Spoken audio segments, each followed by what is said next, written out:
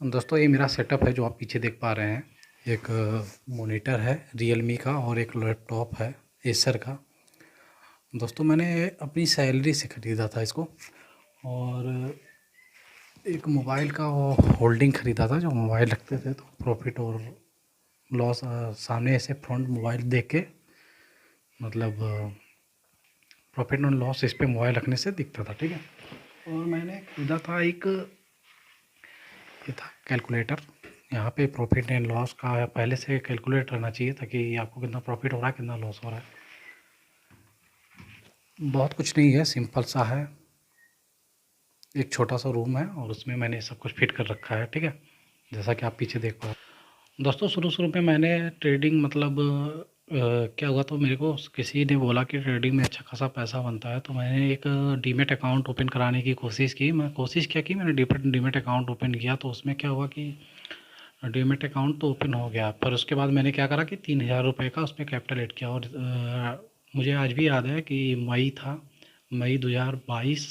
हाँ, मई 2022 था। और मैं क्या किया कि 3,000 के कैपिटल से, शायद एक्सपायरी का दिन था, मुझे एक्सपायरी पता भी नहीं था, तो मैंने 3,000 के कैपिटल को क्या किया कि कम प्राइस देख के बाइंग किया और मैं ऐसे होल्ड करते रहा। और देखते ही देखते वो 3,000 रुपये मेरे 6,000 रुपये बन गए थे। अभी भी याद है मुझे, सुबह का 11-12 बज रहा था और वो मेरे पैसे 6,000 रुपये हो गए थे। मैं बहुत खुश हुआ यार, एक झटके में 6,000 रुपये हो गए। 3,000 की मतलब इन्वेस्टमेंट ही डबल हो गई थी, तो खुशी का ठिकाना नहीं रहा मेरे पास।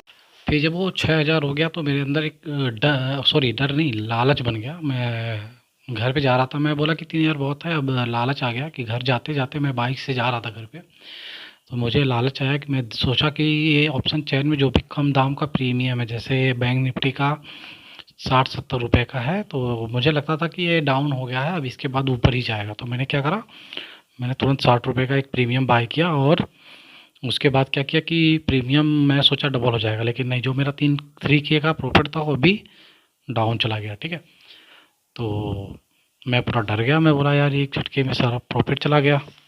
फिर उसके बाद जब मेरा सारा प्रॉफिट चला गया, तो मैं उसके बाद क्या किया कि मुझे बेचैनी आने लगी, मतलब चैन नहीं आने लगा कि मैं क्या करूँ, मेरा तो पाया पैसा चला गया। तो मैंने फिर से बाइंग की और वो 1800 का प्रॉफिट मुझे दिया। फर्स्ट डे की बात बता रहा हूँ मैं अपने प्रॉफिट जर्नी का।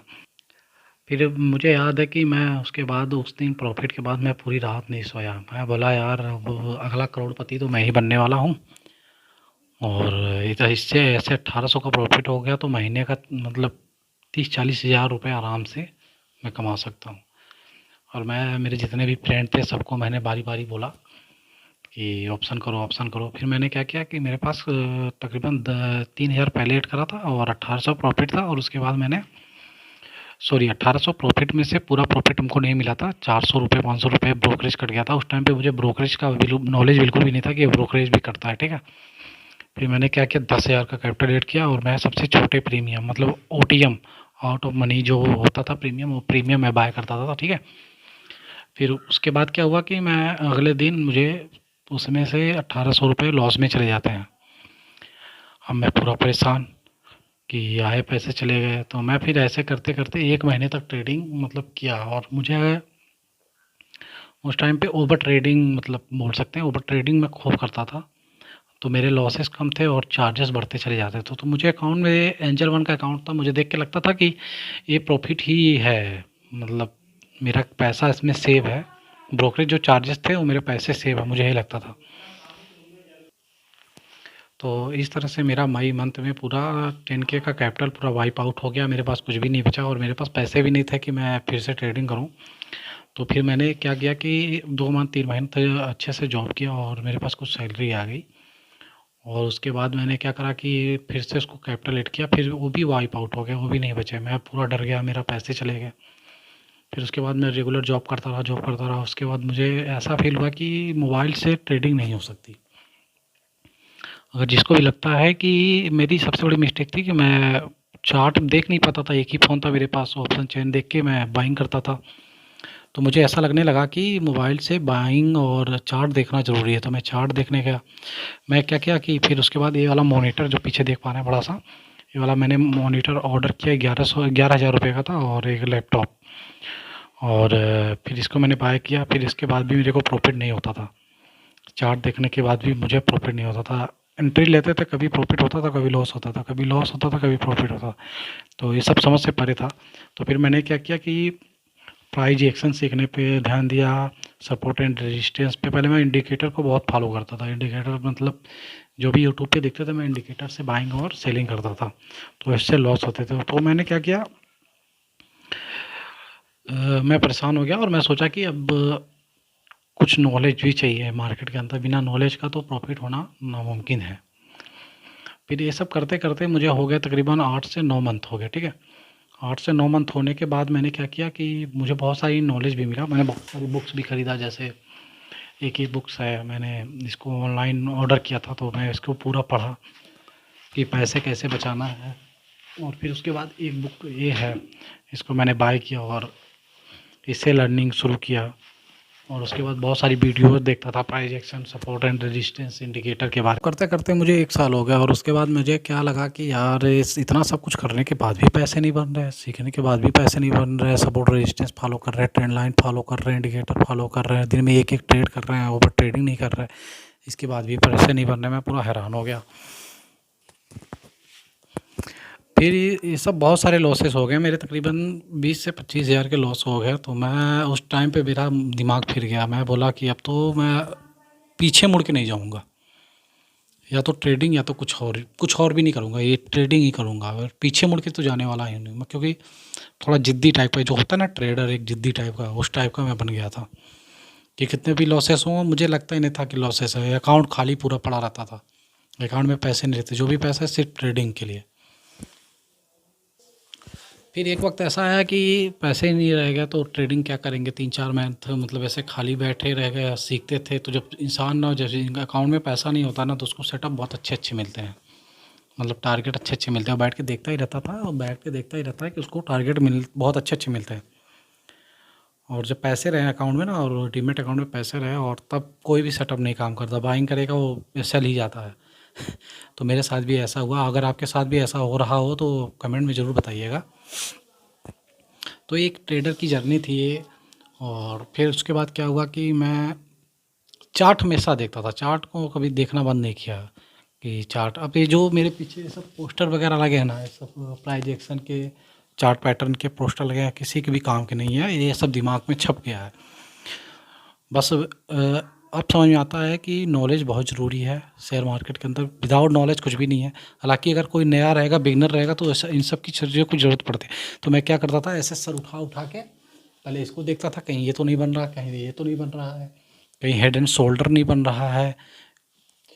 कोई भी पैटर्न बनता था मैं उसमें ढूंढने लगता था। अभी वो बन भी नहीं पाता था, उसके पहले मैं पैटर्न देख लेता था कि यही बन रहा है, और मैं एंट्री ले लेता था और लॉस हो जाता था। मेरी ट्रेडिंग की ये जर्नी रही है।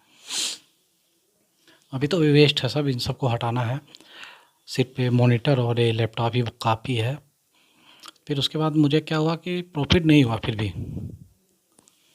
भी प्रॉफिट नहीं हुआ, तो मैं क्या किया कि कुछ दिन तक होल्ड कर दिया। 3 मंथ, यहाँ मुझे याद है 3 मंथ तक होल्ड किया। मैं अपनी जॉब पे गया, ठीक है।